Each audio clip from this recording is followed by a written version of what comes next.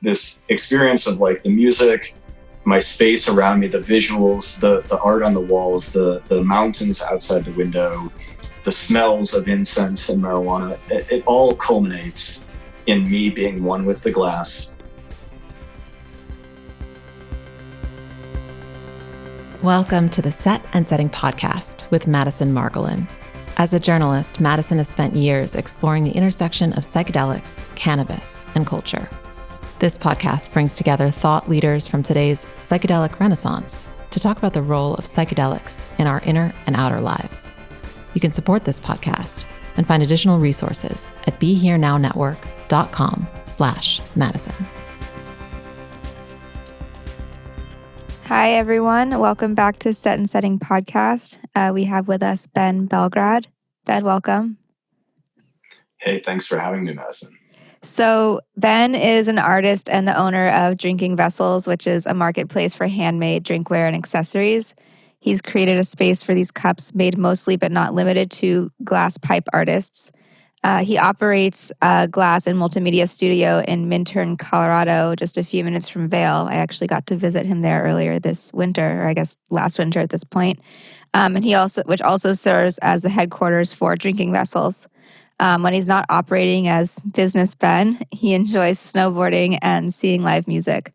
So yeah, Ben is really someone I've known for many years, and I think we actually connected over Ram Dass initially, right? Or that was one of the first things that we spoke about. Yeah. Do you want to like go over that story? I think it was pretty sweet. Sure. Yeah. So I was like just on the brink of homelessness, living in Manhattan at the time, on couches of friends or like people I met on Tinder or kind of like wherever I ended up at the time. And I was pursuing life as an artist. But I was like recently, I had recently left my college town a few years after graduating, and Be Here Now had played this like major role in my kind of like growing into an adult. And then, yeah, we connected over some kind of a project, like something you were looking for a story you were covering. And then I learned about your connection to Ram Dass. And I think the first time we met, we ran across the Brooklyn Bridge. Yeah, we went on a jog or something. It was really, really random. I don't usually go on jogs with people I've never met before. Yeah, me neither. Yeah. But yeah, I mean, speaking of being here now, I do think like jogging is one of the ways that I get into flow state. And that's definitely something I want to talk to you about in our conversation today. But, let's just start with, who are you? Where are you from? How did you get onto this path specifically of glass blowing? And for those of you who've never seen glass blowing in action, it is really one of the most like mesmerizing things I've seen, just kind of objectively watching Ben do his process for the short time that I was at his studio. But yeah, just kind of tell me like your background with that. Yeah, absolutely. I grew up in the suburbs of Chicago. I think I was like definitely feeling like an outsider from as early as I can remember. And I like struggled through growing up, but music was something like I played instruments. And at that time, and like before discovering Ram Dass, I was exploring psychedelic drugs on my own in high school. And like Terrence McKenna was somebody that I was very interested in at the time. And then like my mom had seen Ram Dass speak when she was in college. And when I got to college, she like bought me the book Be Here Now. And I have like a tense relationship with my mom. So it wasn't something that I picked up like right away. And then I took a course in college called Foundations of Recreation and Leisure, which is like a pretty wild subject. And for one of the projects that I had to do was to write a book report on a book that pertained to recreation and leisure. And at the time, basically my attitude was like, I've got this picture book in my dorm, and I know that like I could write an essay about a picture book, and it's probably going to be the easiest and least amount of work of like anything I could do. I was very focused on partying and like fraternity life and like not so academically oriented at the time. And then, of course, like reading Be Here Now was the opposite of like a walk in the park, I guess.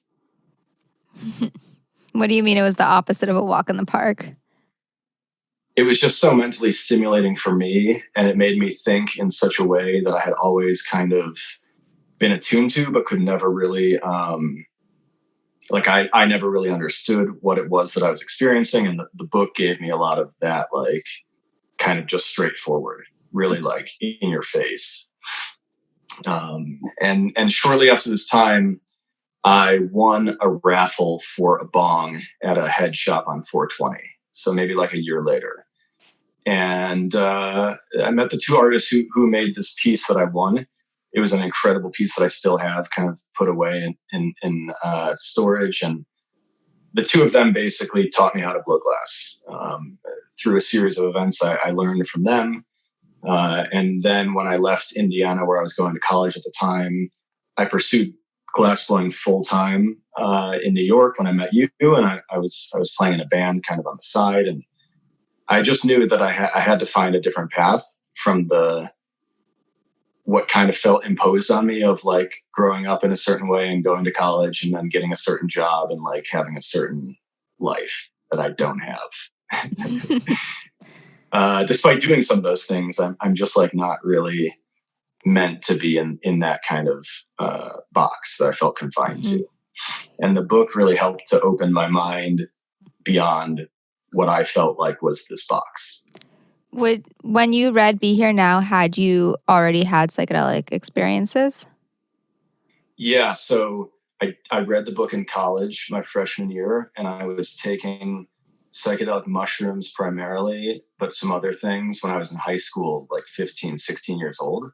And I was having like these deeply profound and intense experiences as looking back like a pretty young child. It was also like, it was a very challenging experience for me, the psychedelic experiences I was having. It wasn't, again, I was expecting this like walk in the park to enlightenment, and it was not that. Mm-hmm. What was like, why were you having that expectation? And if it wasn't that, then like, what was it? And how was that maybe like more the path that you were meant to be on anyway? So when I was young and experimenting with psychedelics, I was definitely trying to escape a reality and definitely trying, like looking for something outside of that box that I felt contained to. And ultimately every time the experience internally was to say, let go and like, stop trying to exercise so much control over the situation, or stop with, I had like so many expectations and like so many, not just in psychedelics, but in life. I had so many expectations of ways that things should be, or I wasn't so fluid or like open. And I think psychedelics and the book Be Here Now helped to open me up in terms of not feeling so confined. Mm-hmm. And, I want to, when we talk about Be Here Now, like it's kind of this, I also relate it to this flow state, right? And I think, because I really want to get into your glass blowing work. And I recall you had once told me a story, and I don't know if it was a story about you being on mushrooms or not, but you were like, it had to do with fire. And this was like before you started to pursue glass blowing, I think. But it was sort of related to that. Can you elaborate? Right. So basically, like, the person who turned me on to psychedelics was like essentially the equivalent of like a family friend, an older family friend. And, he was like not willing to give me mushrooms, but he was willing to introduce me to his friend who would, because I was like specifically seeking that out. And before even like allowing me to meet that person, he was making me listen to like Terrence McKenna and also just like talking through experiences with him. It wasn't like this like blind thing. And I was going to a town, like a few towns from my parents' place, which was more than like a town over, but not an hour drive, and hanging out with these hippie kids. And like, they weren't even necessarily eating mushrooms, and some of them would with me, but like mostly I was like really after this experience of escapism, but also like looking for some kind of enlightenment because I was so dissatisfied with my like existence in suburban kind of cookie cutter life. And on one occasion, I was hanging out with these hippie kids in the backyard, and there was like a bonfire happening, and people were playing hand drums and just kind of talking and conversing. And had taken quite a bit of mushrooms, and I was like really part of this whole experience, like through my well-being, like separate. And it was all like this internalized experience of the sounds and the fire and the visuals. And I had previously expected to like see wild colors and kind of have your stereotypical like movie psychedelic experience. And then it was just this much more natural, like organic thing happening inside of me. And I got really stressed out because I desperately wanted to be in the fire, this massive, like raging bonfire. I wanted to get in it so bad, but I rationalized internally that I knew if I had done that, I would end up hurting myself and go to a hospital, and people would think I was like suicidal, which I was not. And I had no intention of hurting myself at all, but I knew that that was going to be the perception. And I had a 2 to 3 hour long internal struggle with myself and tried to explain this to the people around me. And ultimately, I didn't get into the fire, but it was more than a craving and more than an urge. It was like just such a need to be one with the fire. And also like this existing fear, right? Like I was held back by my fear of this, like hurting myself or like the way people would perceive me or like just these external factors. But despite making the rational decision to not get in the fire, I did have this like strong connection to the fire for probably the first time in my life. Mm-hmm. And I was like 15 years old, I think, at the time. And so how did that kind of put you on a path to getting into glass blowing?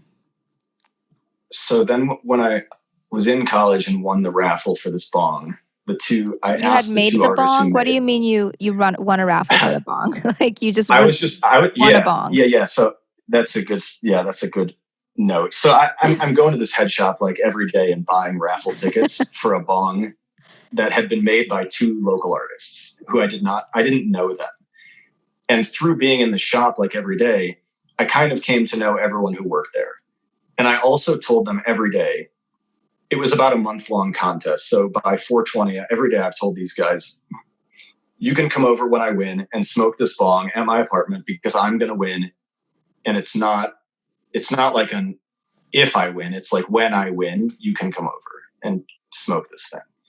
And I think they were quite annoyed with me. I think I was like pretty obnoxious.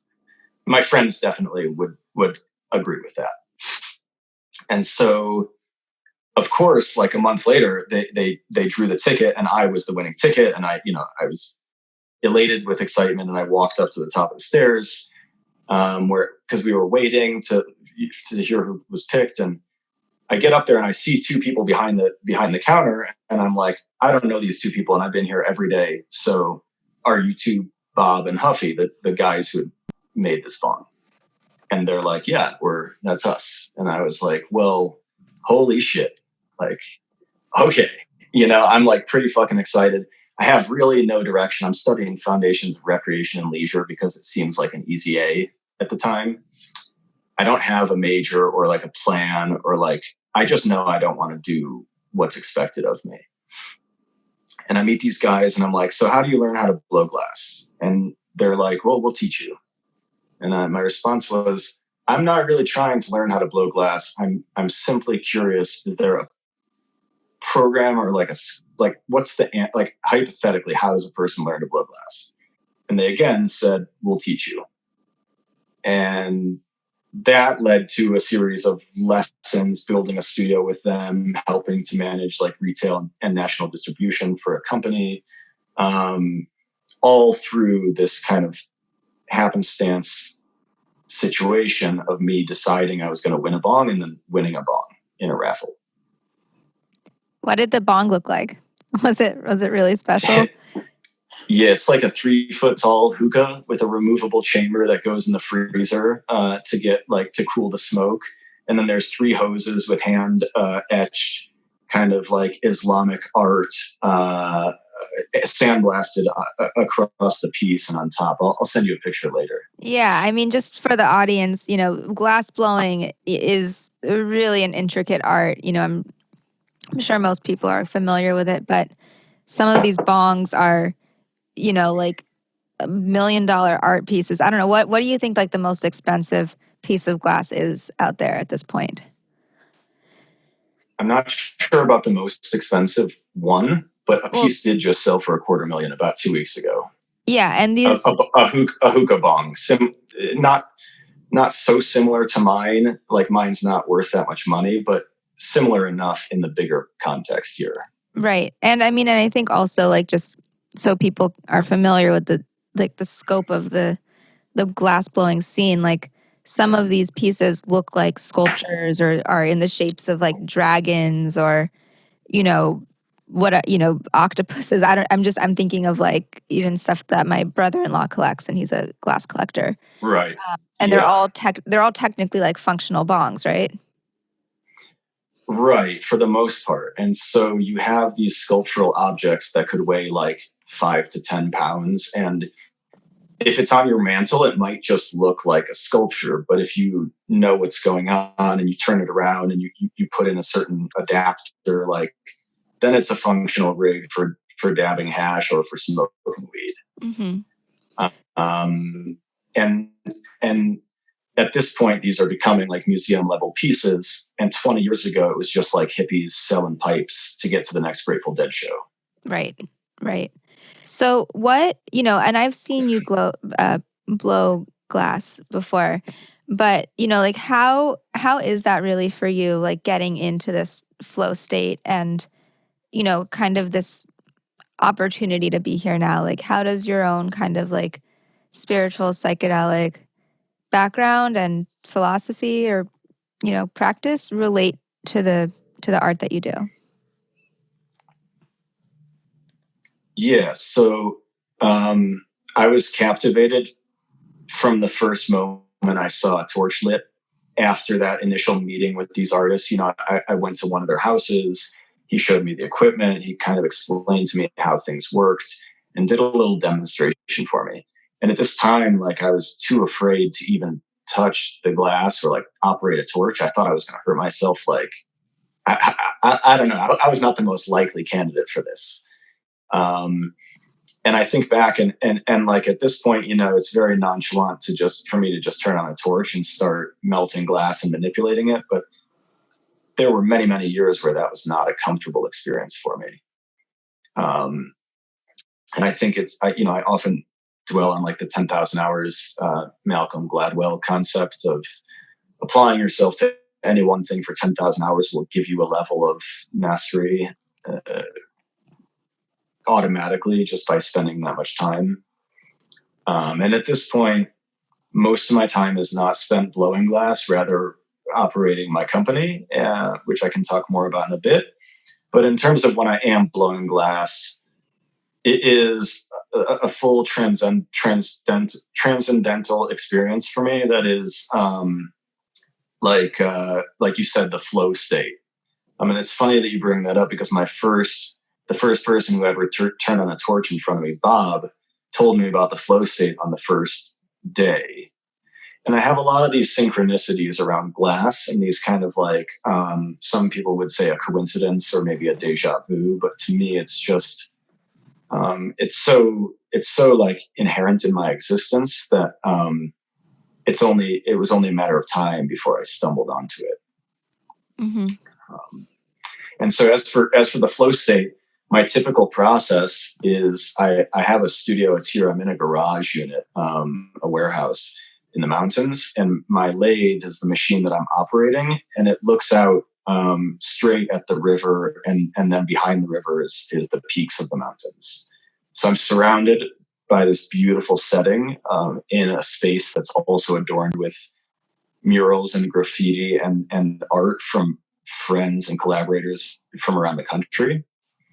And then I'll typically like blast music at like a pretty high level on my stereo, and oftentimes repeating one song for days at a time, like only one song. Headphones when I'm not at the studio, car stereo when I'm driving, like the same song for days or weeks at a time. And that song changes, and there's many, different ones, but that's kind of how I achieve my like really optimal working flow. What do you think it is about repeating the same song? Because that reminds me of like the way that, people who pray every day return to the same prayers every day. And like, what's, the song is the constant, right? It's the control versus, Yeah. what's going Bingo. on with you internally. Yeah. So then is there any specific music that really kind of works for using it in that way? Yeah. So it changes from time to time, but like, and I wouldn't even say this is the most frequent, but one that will make a lot of sense to you is that I listen to a lot of Krishna Das.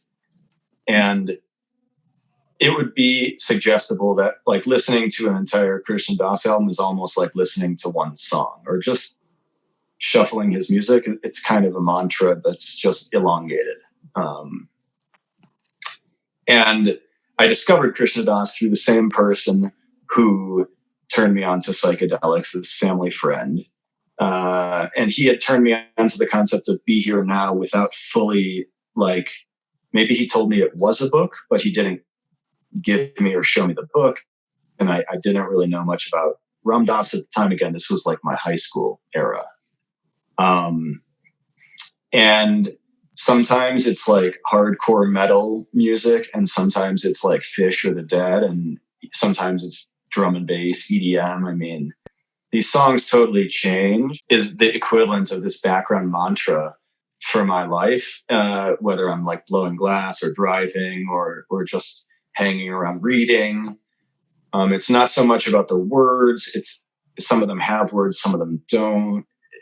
And I listen to a lot of kinds of music, but especially if I'm working on like a serious piece of glass, not some basic production stuff, I'm like, it's like this psychedelic experience for me. While I'm also not, I mean, I smoke weed all day, but I'm not on any drugs when I'm blowing glass. Mm-hmm. And I don't really eat I don't consume psychedelic drugs anymore in my adult life, or not for many years. Mm-hmm. But this experience of like the music, my space around me, the visuals, the art on the walls, the mountains outside the window, the smells of incense and marijuana, it all culminates in me being one with the glass, which is molten hot at a few thousand degrees, and multiple torches that are even hotter to get the glass up to temperature.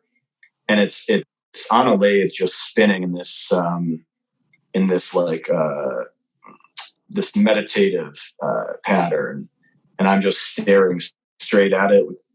I really become one with the glass in that moment, with all that setting kind of around. And is there something about also being like so close to fire? And you're saying you're one with the glass, and the glass is like in the fire. Like, Yeah. I don't know, does that danger, I don't know if danger is the word, but like that proximity to something that is like so consuming and powerful kind of have an effect on the experience? 10 or so years ago, when I was first introduced to glass, I was mortified of hurting or killing myself with the flame or the jagged glass. In today's setting, I'm so comfortable standing next to a 5,000 degree or 4,000 degree flamethrower. I'm almost like I'm warmed by it. I'm within inches of it. I'm not far away from it. And then the glass might be like a foot away from me. Mm-hmm. So all that heat is radiating on me. It's a very hot experience. It's not like other art forms where you're kind of removed from that. And it's one of the challenges that comes with the medium, is enduring that heat and like embracing that heat that used to really like turn me off, or not turn me off, but like intimidate me, I guess. And it, I don't know. I'm not super into like astrology or the zodiac, but I am a Pisces, and I find it interesting that I've got this water sign, and then I'm like so drawn to fire. I hate the beach. I don't like the ocean. You're not going to find me like, so, I live in the mountains. It's this like grounded space that I have here, and it's a change for me from when I used to live on the road and be kind of vagabond and kind of not have my own space. And that's really allowed me to like develop my voice as an artist. And when we talk about like being in flow state, being here now, like what is the actual I'll say like mental and somatic experience of that? Like you say when you're one with the glass, like are you thinking? Are like what Yeah. what are you really trying to achieve? And I know, people struggle with this when they sit down to meditate, and then all of a sudden there's like 10 thoughts like popping up, and it's like I think of them as like little bubbles that burst eventually, but like they're floating around. So what's going on for you both in your head and in your body when you're in this state? Okay, so like let's say I start an involved project that's going to take me a few hours where I can't take a break, basically. There are ways to take a break, but you can't check out. You have to be mentally there. So I'm not checking my phone for, let's say, like 3, 4, 5 hours. This is completely abnormal to my routine. And then it's going to start with some pretty basic steps. I'm doing like the prep that's going to go into this bigger project before I start the assembly. And so during that time, I'm probably thinking about like the stresses of my day and like the orders I need to ship and like the artists I need to communicate with to make sure I'm stocked on inventory for my company, which I can get to again like a little bit later. And those things are like bombarding my brain, and I'm just blowing glass with that happening in the background. And then at some point, everything's on the line. Mm-hmm. Did I cut out that? Oh, okay. No, you're good. So at some point with the glass, it has this experience where it could break at any point in the process. And the further into the process you are, the more that you lose if that does happen, right? Your time and the materials. And so by the time that I get, an hour or two into this piece, I'm not thinking about the orders I need to ship or the messages that might be on my phone waiting for me. I'm only thinking about, are my tools in the right places? Is the next piece that I need to add into this project ready in the kiln? Do I have the right amount of materials on the table, like ready to go for each of these steps that's coming up? And I'm simultaneously keeping this piece of glass hot so that it doesn't crack and break. And at some point, I'm maybe operating like 3, 4, 5 torches at a time, and 4 to 8 tools at a time. I'm reaching across to the table next to me where everything is kind of laid out. It's a pretty hectic experience for somebody watching. And for me, I'm completely in the zone. I could reach and grab something without looking, and I know where it is. I can, I know where I can spray my torch and where I can't without hitting things. I don't have to think, oh, am I going to be hitting the back wall, or am I hitting my hose or my tools or something? And at this point, I'm only looking at the glass, monitoring its shape, and getting it to exactly where I want it to be with this combination of tools and torches and objects around me and my breath. I'm blowing into a hose that's inflating, this hot molten bubble. I forgot. And at that point, breath piece. Yeah, that's huge. Right. So I'm really like, my breath is directly correlated to the shape of this thing, and my breathing is also tethered on this thing, and that becomes a meditation of its own. And then whatever's playing in the background at this point, we're talking about like 2 hours into listening to either the same song or one of the playlists I have already existing that has all this, the multiple hundred songs that I listen to on repeat.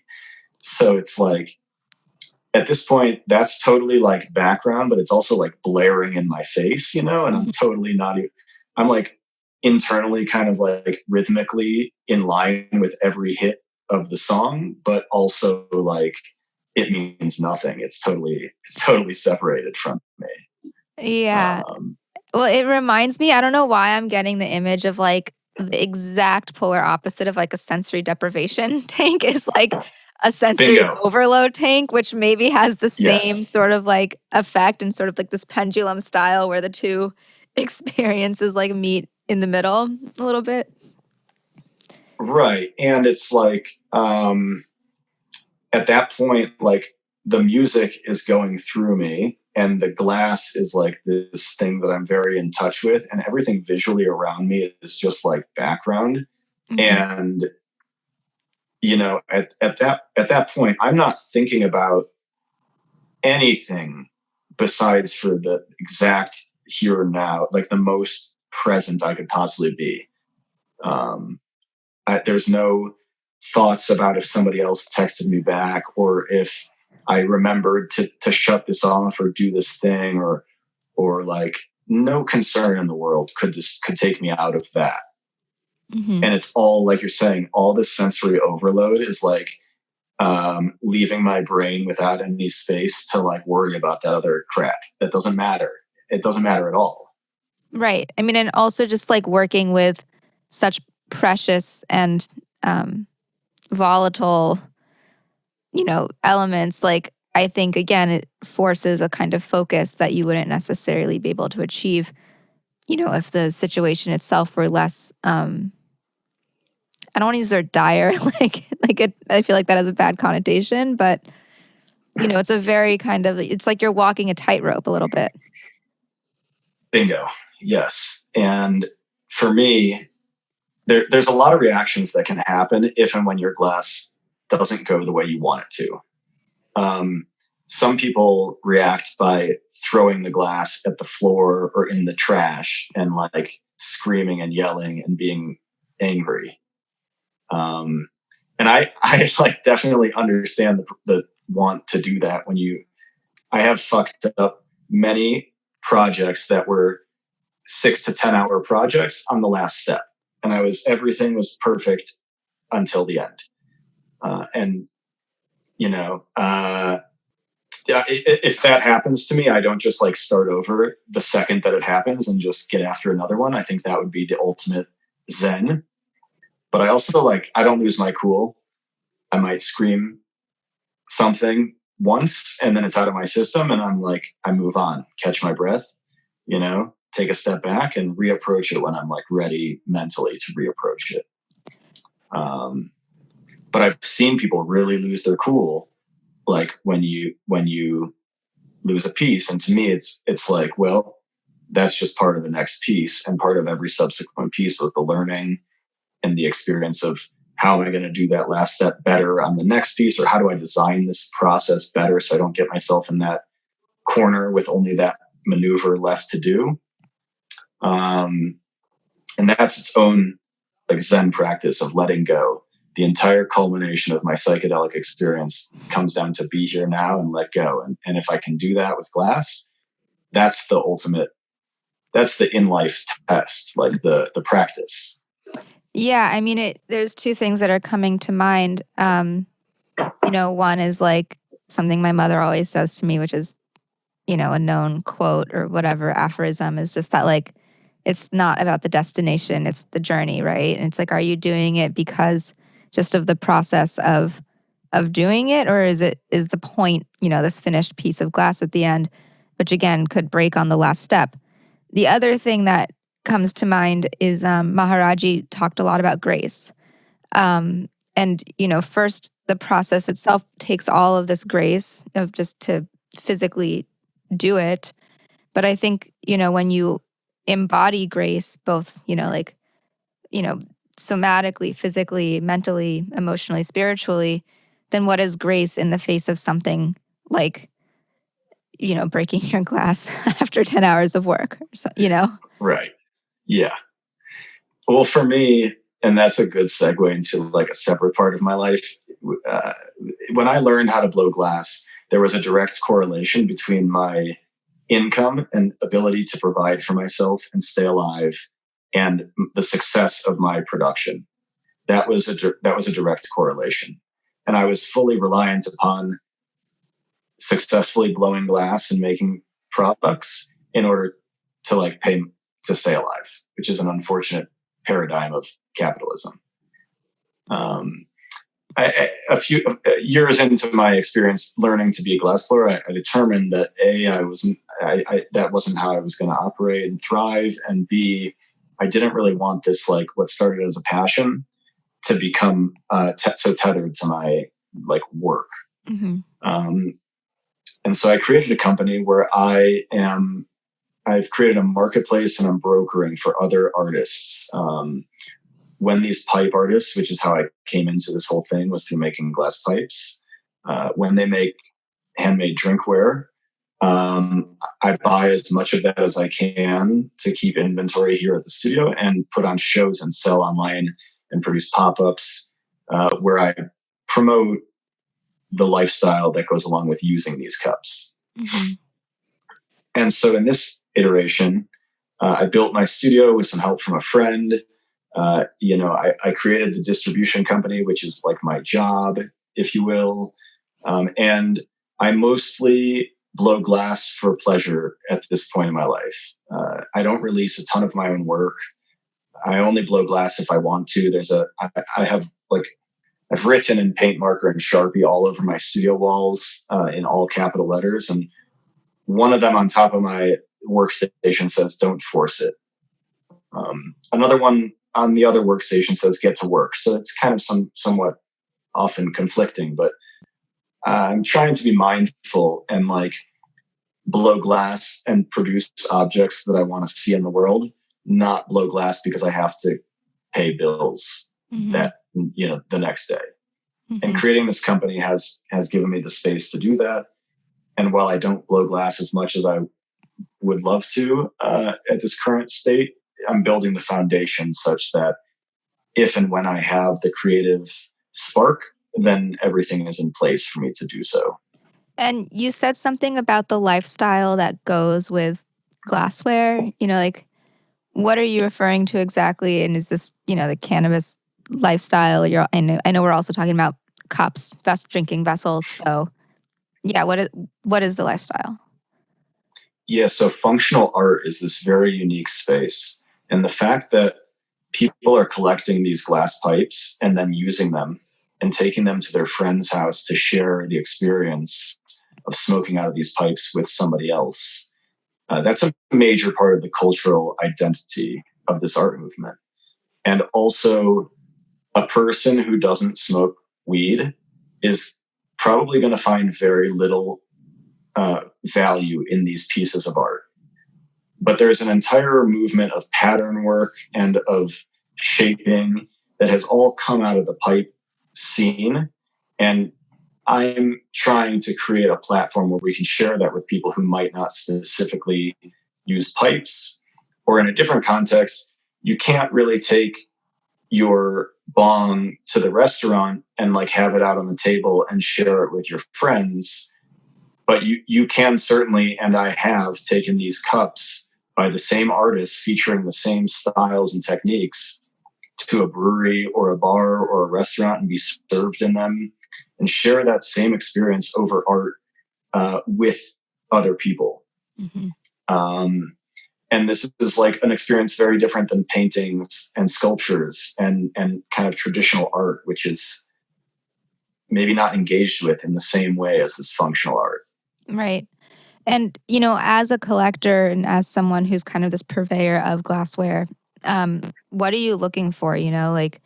When you see a piece of glass, a functional art piece, how are you judging it? How are you deciding who to work with? Are there certain sort of artistic or other values that you're applying to, this more business aspect of your work? Yeah, so I read something recently. I definitely can't quote it precisely, but it was essentially an artist talking about, Brian Eno, talking about not wanting to create artwork that he doesn't feel that need to bring into the world. So like not just making art for the sake of a bank account is a really important concept to me. And there are all these opportunities for me too. For example, I could be buying mass produced cups and baking my logo onto those and selling them for a $20 margin all day and just making tons of money that way. But it's also like not supporting artisanal craft. It's not supporting individuals. It's paying the machine. And so I'm looking for more creative ways where everything we source down to our coasters are hand burned.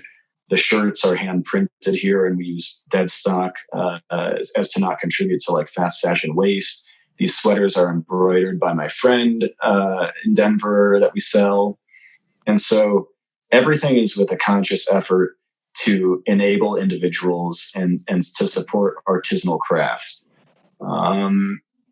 And that's like the main thing I'm looking for is this product unique, and does it look and is everything about it handmade and noticeably so, an authentic original artwork, not a replica. Mm-hmm.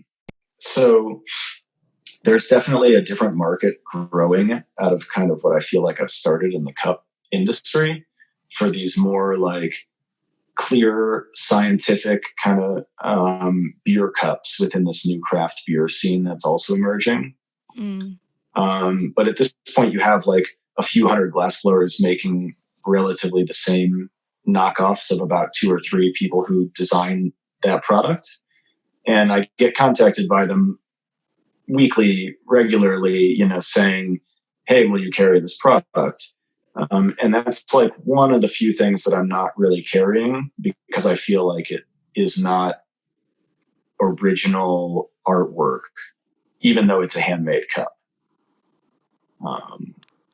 Aside from that, I source from relationships that I have with existing artists, and all of my friends who know me are sending me either Instagram links or pictures of ceramics, wood, glass. And my friends are traveling and they're in some random marketplace and they see a cool cup, they send me a picture. Mm-hmm. I've sourced from a guy in Haiti who hand carves he doesn't even have electricity, so no drill, just hand chiseling out of stone.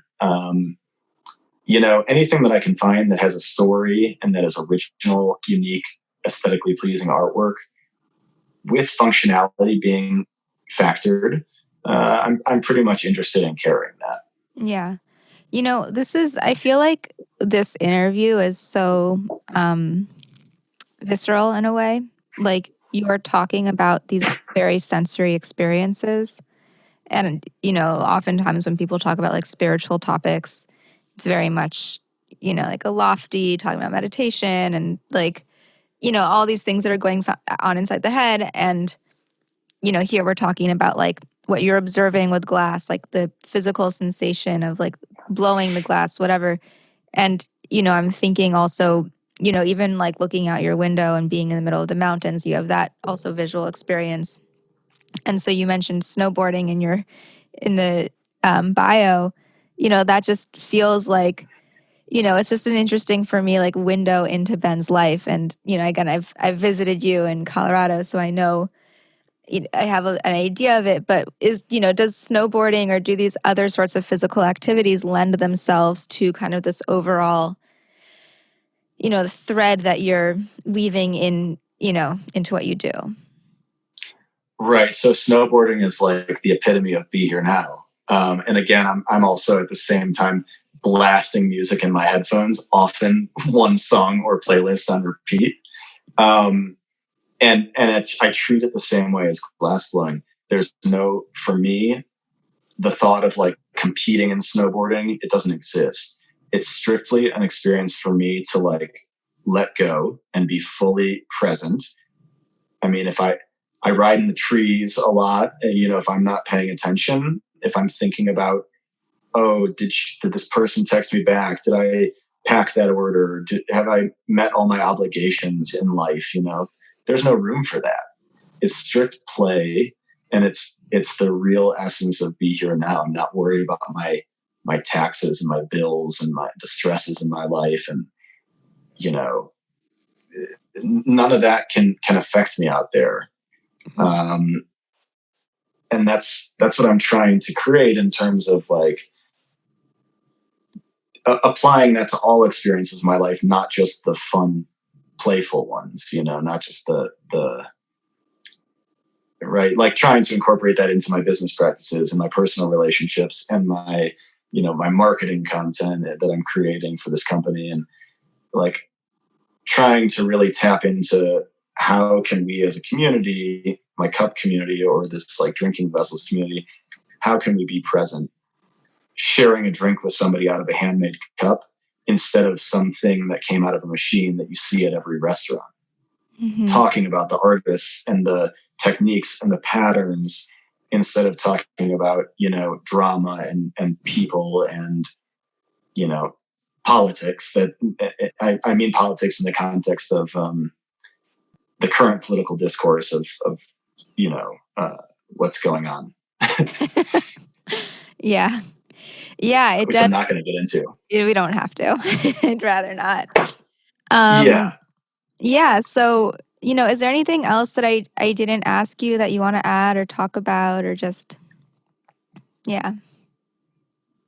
Well, I'm not sure if I answered your questions about like, be here now or not, but that's like the underlying theme of from when I wake up until I go to sleep is like, how can I be the most present and like in it, with everything that I do. And I created a business and a lifestyle that facilitates that for me, because out of necessity, I think. Mm-hmm.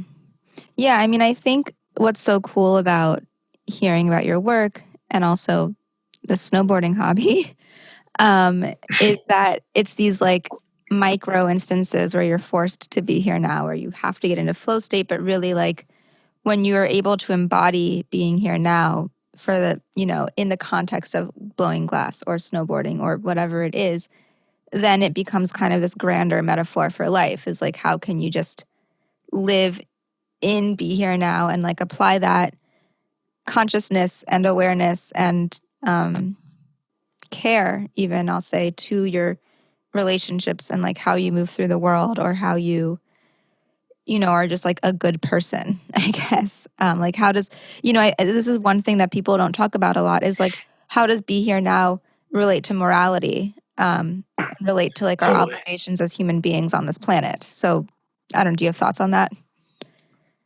Yeah, I think sometimes I encounter people who perceive be here now to be like this selfish experience. And I do find people in like maybe it's like the woke community or whatever. It's like, well, I don't have the space for other people. Like I need to focus on my self-love and self-care. And that means like ghosting people and like, canceling plans like 30 seconds before you're supposed to be there instead of just like giving a heads up or something. I mean, so I think there can be this like selfish connotation to be here now. It could come off that way. And then like a separate facet to that is understanding that like it's so much more about all of us than the individual and like how my actions ripple and like the interconnectedness of all those things, such that even if I'm not totally feeling like doing something, if I haven't given somebody like a reasonable amount of time to alter their plans, I'll show up, and I mean, I think it's like, yeah, go on. No, I don't know if there's more than that. Yeah. I mean, the last question I want to ask you is, and for the audience here, one fun fact about Ben is that his dad's a rabbi. And so I think that so much of like when we talk about morality and tikkun olam or like repairing the world, and how that, Maharaji said, like feed everyone, right? Like what is the service? And this is something often I like to focus on in the end part of these podcasts. How does that all kind of come together with that, with being here now and the work that you do, and again, making like a contribution to something outside yourself?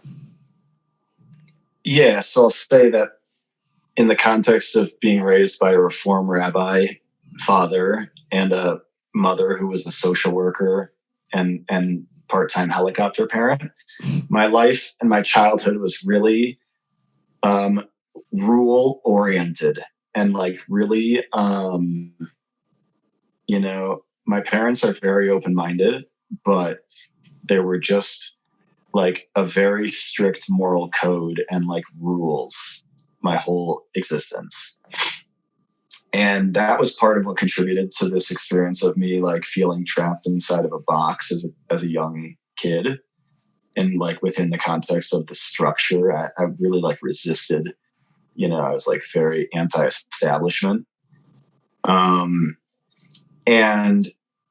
then like in the context of applying that to my Be Here Now experience, it I think is the difference between my perceiving Be Here Now to be a selfish pathway and like a group oriented pathway for me. Mm-hmm. I'm not saying I'm always successful, but my attempt is to like prioritize the benefit of the group. So in the context of like my business, of course, I make money selling these cups, but I'm also providing this platform where the artist doesn't have to worry about photographing their work, marketing their work, shipping their work, negotiating with clients, putting it, displaying it. I remove as many factors as I can so that they can focus on creating their artwork. That's kind of like the goal of my company. And so while it is a for-profit entity, there's these like facets that comprise it that really embody like that group effort. Mm-hmm. And I see that as a way of like reacting to some of the issues and struggles that I myself have had as an artist, and ways that I could like solve that for other, or at least provide alleviation on those things for other artists.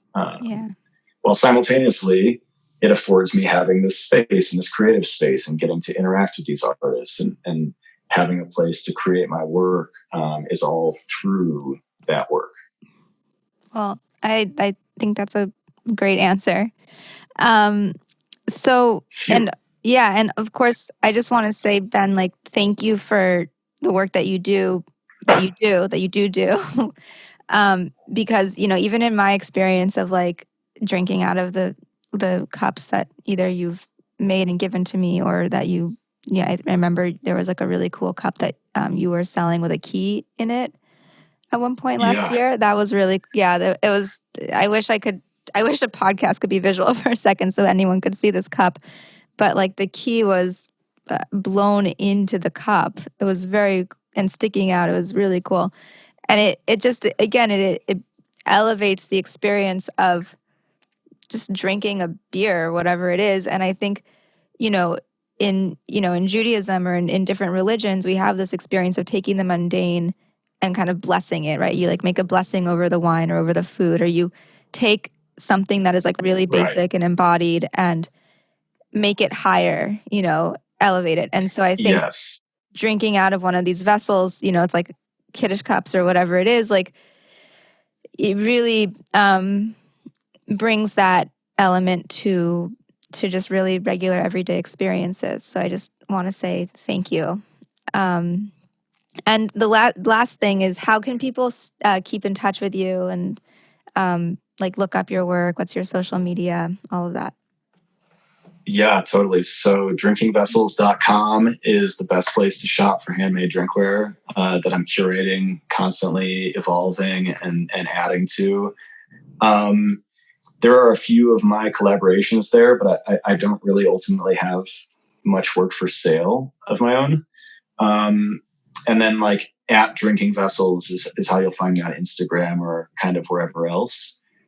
And as my company has grown, it kind of like, it started off as just like my own page and where I was kind of doing things. And as I tried to like turn it into a more professional entity, I've kind of removed like Ben Belgrad from there's an extent to which it's like less Ben Belgrad and more like a corporate entity, not really, but in presentation. And so I write a weekly blog on my website, or at least I try to write it weekly, giving like a little bit more into my personal experience versus like the kind of like company life. Cool. Well, thank you so much for joining the podcast. And I'm excited, for more of this to come, really. Like I really encourage everyone to keep up with Ben and Drinking Vessels, and he's doing really beautiful work in the world. So thank you. Yeah, thanks so much. I'm really enjoying this podcast and I'm super thrilled to be a part of it.